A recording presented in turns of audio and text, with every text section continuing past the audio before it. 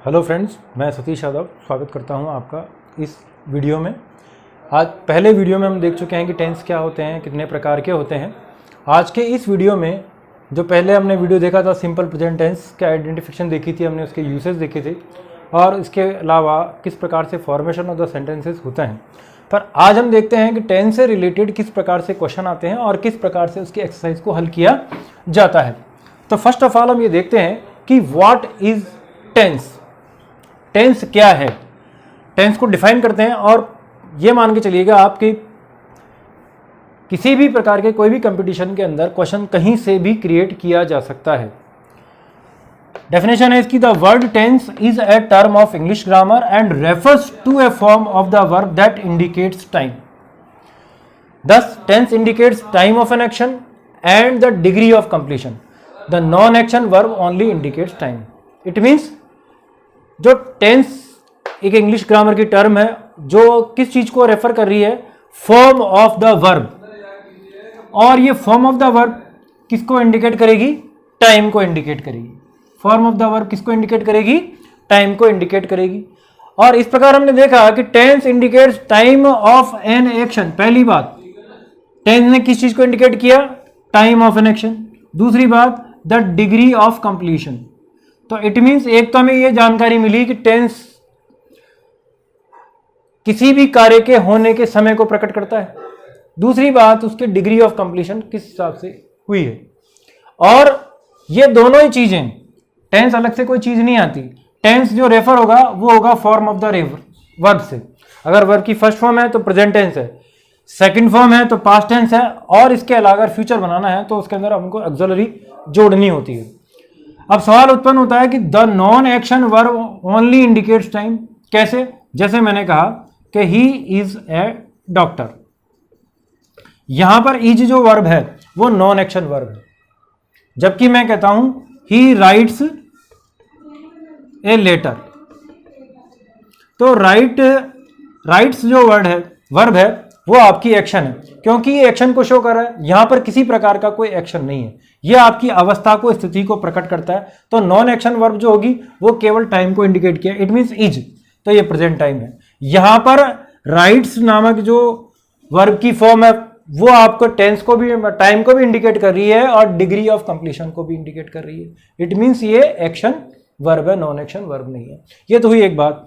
दूसरी बात ये आती है कि अब अपन ये देखते हैं कि किस प्रकार से इससे रिलेटेड क्वेश्चंस पूछे जा सकते हैं। इससे रिलेटेड क्वेश्चंस क्या होंगे? पहला क्वेश्चन किसी भी कंपटीशन में ये पूछ सकते हैं, या 11th में भी आ सकता है, और किसी प्रकार के सिलेबस में या बच्चों को तैयारी कराते वक्त भी हम पूछ सकते हैं कि translate the following sentences into English. Hindi में कुछ सेंटेंस दे देगा वो आपको और उनको क्या कहेगा कि इंग्लिश में इसको ट्रांसलेट करवाइए, जैसे हमने नीचे कुछ एग्जांपल्स दिए हैं।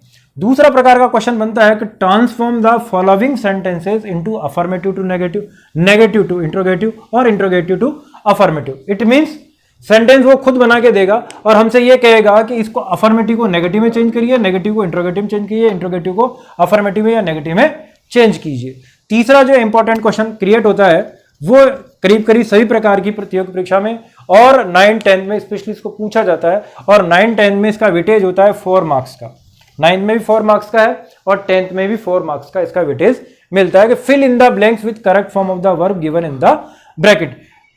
ब्रैकेट में आपको एक वर्ब देगा, उसकी करेक्ट फॉर्म आपको फिल करनी होती है, और उसके लिए आपको यह देखना होता है कि कुछ ना कुछ कीवर्ड्स देगा आपको, और उन कीवर्ड्स को आधार मानते हुए आपको सबसे पहले इस चीज को आइडेंटिफाई करना होगा कि ये इन कीवर्ड से अकॉर्डिंगली ये किस टाइम को इंडिकेट कर रहा है। वो टेंस के अनुसार अपन को क्रिया को भरना होता है, और इसमें कई सारे स्टूडेंट्स गलतियां करते हैं। तो सबसे पहले आज के हम इस वीडियो के अंदर इस पहले क्वेश्चन को अटेम्प्ट करते हैं, translate the following sentences into English.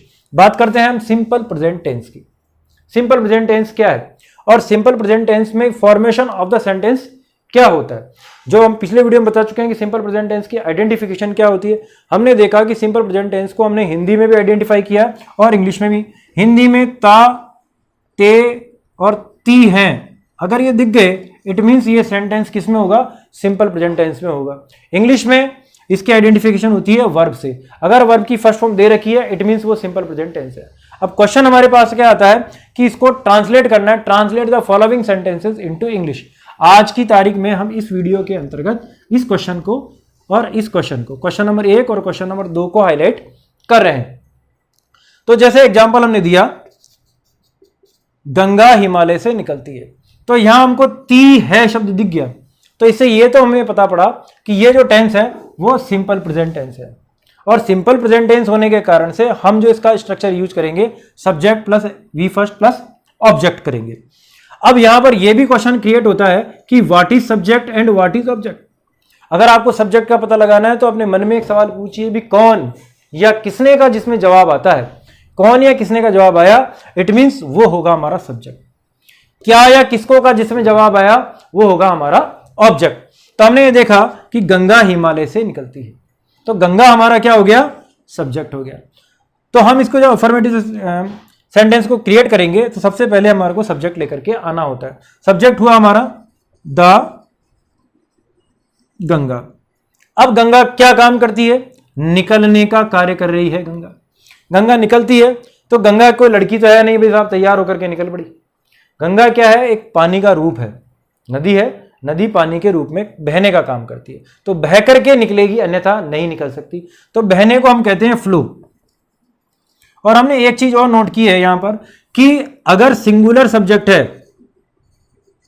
Singular subject होने पर वी फर्स्ट में आपको एस या ईएस और ऐड करना होता है। तो गंगा सिंगुलर नंबर है, इसके साथ हमको यहां पर एस जो ऐड कर देते हैं। The Ganga flows. अब कहां से निकली, से निकलती है। कहां से, हिमालय से। तो से के लिए हम जो प्रिपोजिशन स्टार्ट करते हैं वो होता है हमारा फ्रॉम द हिमालयाज।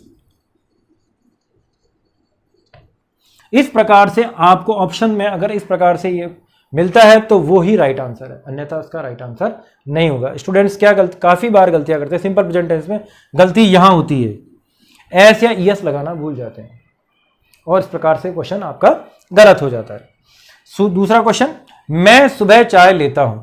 ये सारे इंपॉर्टेंट एग्जाम्पल्स हैं जो कई बार अक्सर पूछे जाते हैं और इन्हीं पर आधारित सवाल बनते हैं। मैं सुबह चाय लेता हूं, तो इसमें सब्जेक्ट कौन हुआ आपका, मैं। तो मैं के लिए हमने अप्लाई किया है आई। अब लेता हूं, लेने को कहते हैं अपन टेक। क्या लेते हैं, ये अपना ऑब्जेक्ट हो गया। क्या लेते हैं, चाय लेते हैं साहब।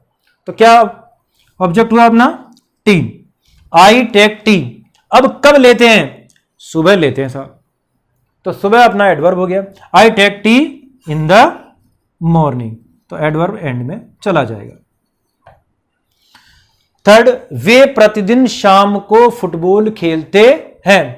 अब कौन खेलते हैं साहब, कि वे खेलते हैं, तो वे को क्या कहेंगे अपन, दे।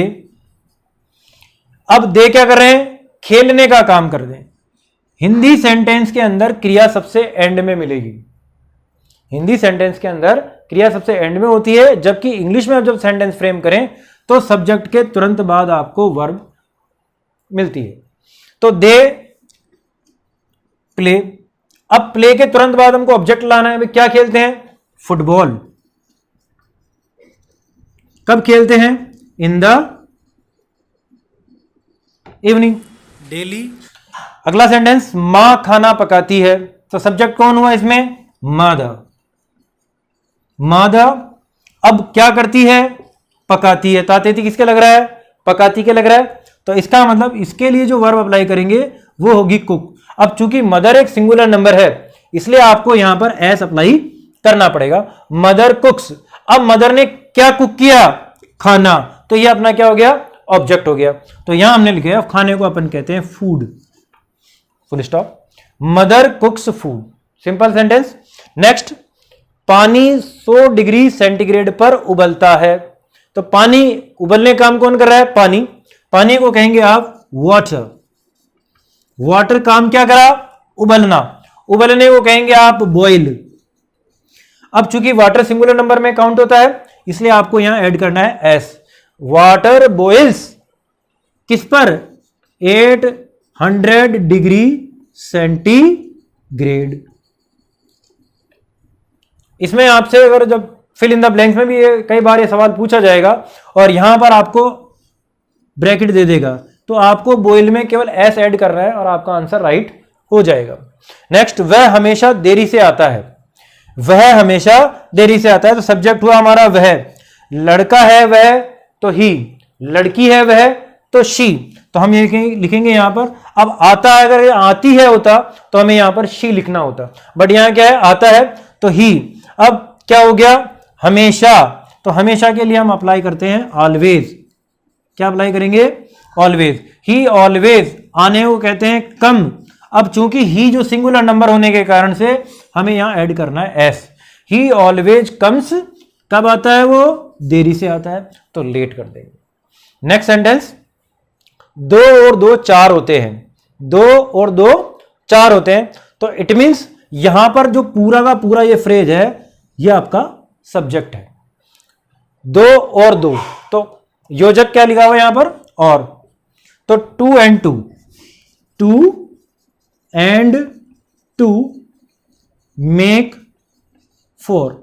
आपको इनमें ध्यान रखने वाली चीज यही देखनी है कि अगर आपने सब्जेक्ट को सही ढंग से आइडेंटिफाई किया और ये मालूम चल गया आपको कि सब्जेक्ट सिंगुलर है तो आपको एस ऐड करना है, प्लूरल है तो एस ऐड नहीं करना है, केवल वर्ब की फर्स्ट फॉर्म रखनी है। देन उसका एनलार्जमेंट जितना भी आगे हो उसको बढ़ाते जाइए, सेंटेंस अपने आप बन जाएगा। तो इस प्रकार से आप इस फर्स्ट क्वेश्चन को अटेम्प्ट कर सकते हैं, translate the following sentences into English.